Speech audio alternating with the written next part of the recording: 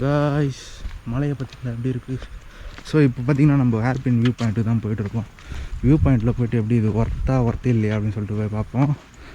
இதுக்கு வந்து பெர் பர்சனுக்கு 50 rupees சார்ஜ் பண்ணுறாங்க. ஸோ இதுதான் அந்த வியூ பாயிண்ட்டும். இதுக்கு தான் 100 rupees சார்ஜ் பண்ணியிருக்காங்க. எப்படி இருக்குது இந்த வியூ? அங்கே ரோடு போகுது தெரியுதா? என்ன ரோடு அது? அங்கே டேம்லேருந்து வருதுடா தண்ணி, அது பேர்